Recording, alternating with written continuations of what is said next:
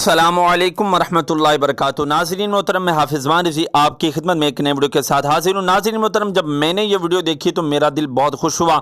अगर आप तहरीक लब्बैक पाकिस्तान के कारकुन हैं तो मैं यकीन से कहता हूँ कि जब आप ये वीडियो देखेंगे तो आपका दिल भी एक बार बहुत खुश होगा। नाज़रीन मोहतरम, वीडियो को आपने मुकम्मल देखना है। उससे पहले गुजारिश है कि चैनल को सब्सक्राइब कर दें ताकि इस तरह की लेटेस्ट अपडेट आपको बर वक्त मिलती रहे।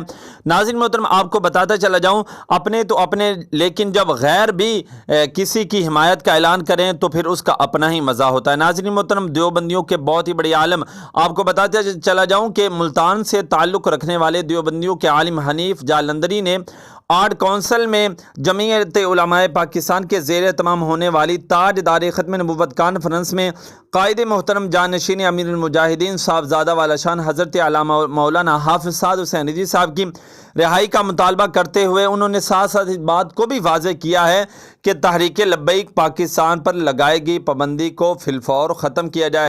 तो मैंने सोचा था कि मैं अपनी गुफ्तगू का आगाज़ इस मुतालबे से करूँगा कि तहरीक लब्बैक या रसूल अल्लाह पर जो नारवा पाबंदी लगाई गई है, आज का ये इज्तिमा मुतालबा करता है कि उस पाबंदी को हटाया जाए। अब तो गैर भी कह रहे हैं कि अल्लामा साद हुसैन रिज़वी साहब को रिहा करो। नाज़रीन मोहतरम, आप इसके बारे में अपनी क्या राय रखते हैं, कमेंट में ज़रूर बताइएगा। मिलते हैं एक नई वीडियो के साथ, तब तक के लिए अल्लाह हाफ़िज़।